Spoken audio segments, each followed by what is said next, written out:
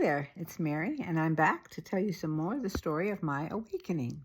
This is part 4, the last one that I'm going to give for this title. And I ended last time telling you all about my being, well, I wasn't fired, but I heard that the pastor wanted to let me go. So I quit before he could let me go. And I didn't know what I was going to do.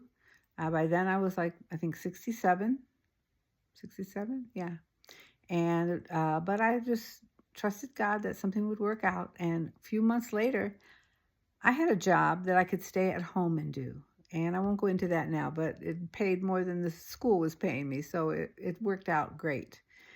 And also gave me the time I needed to really rethink what I was believing and really get stronger and learn more about what I was believing. I was just a baby spiritual person, you know.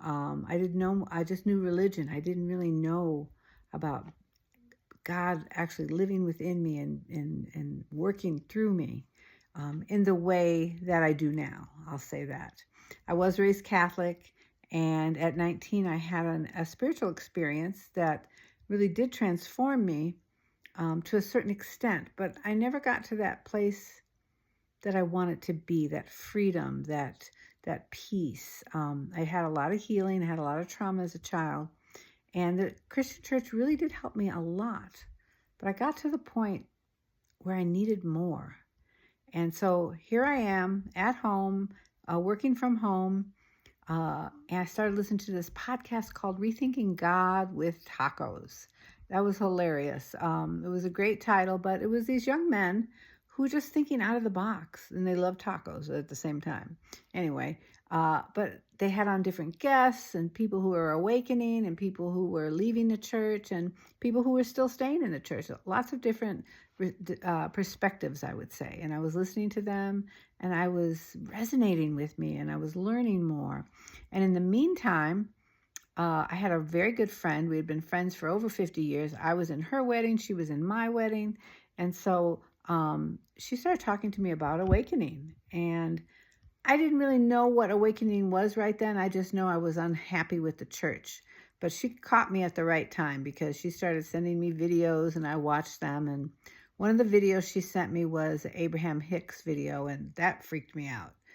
Here was this woman, Esther, channeling some spiritual being, giving this wisdom and saying, you know, all these things, and it kind of sounded demonic, if you were going to relate it to the Christianity. But then they start talking about, you know, the same thing. Jesus did not come to die for our sins. Jesus came here to teach us. There was no hell. God loved us, and he wasn't throwing us in hell. In fact, he created us as beautiful beings with a purpose and a plan for coming here to expand and grow into love. It was like amazing. And I was like, well, that's me. That's what I want to be. I want to be this different person, this person who has I knew God lived within me, but I didn't know how to tap into that power. And this was telling me how to do that, how the law of attraction or whatever you want to call it. It wasn't like I just wanted to sit around and wish for money, but I wanted to understand what being on a vibration and a high vibration was. I wanted to understand how to stay in that place of peace and joy. And this was teaching me that. So I really loved it. And it was radical, and I just was listening a lot. And my husband was still listened to that podcast, the taco podcast, but he started listening back again to some other Christian teachers, and he was getting back into the whole Christian mindset. And I was like, oh no, this is not good. And I tried to tell him what I was believing, and that upset him. And so he's upset with me. I'm upset with him. He wants me to read my Bible. I'm like, I'm not reading the Bible. I read the Bible for 45 years. I'm not reading it anymore. And he didn't like that. And so we just kind of left each other alone for a while. But I was really concerned because I wanted to be on this journey with him. We had been together so long, through so many things. And now it seemed like we were just growing apart, you know. It was sad. But as time went on, he began to listen to this teacher who knew Aramaic, the translations of Aramaic of the Bible, and he started listening to that and learning more about the ancient text and all the different things in the Bible, and it started changing his mind. And pretty soon, before I knew it, he was like, "Mary, did you know that Jesus didn't die for our sins?" And I was like, yeah. And there's no hell, and all the same things that I had gone through, he was going through.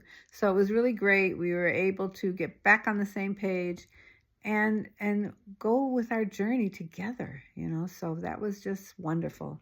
So here we are in California, and we're finally on the same page spiritually and growing and just wanting to learn more and more about who we truly are, our higher selves, just having that love, and also just loving ourselves. That's not something you're taught in the Christian church, to love yourself. You're supposed to love others first. First God, then others, then you're last. So no wonder people have so many problems, because they're like, I'm last. That means I'm no good. Everybody else better than me. And you have this idea of yourself not being loved or wonderful, or that God would rather you give your rent money to somebody poor and then you figure it out and be all anxious. It was just so crazy, so much craziness in the Christian church about value. And all of a sudden I understood that I had value. God said I should come first. God said, take care of yourself. If you don't love yourself first, you really can't love others. And so that's, I'd say, what we're learning right now, loving ourselves first. We are selling our home and moving from California all the way across the United States. We're going to start a business, maybe 2 businesses, and we're really excited about it.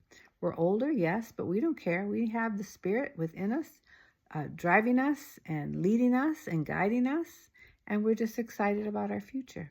So if you want to continue to hear more about my adventures, please subscribe to my channel. I would love that. It would be so much fun to get subscribers and to keep on telling these stories. So I'll see you again, probably tomorrow. Bye-bye.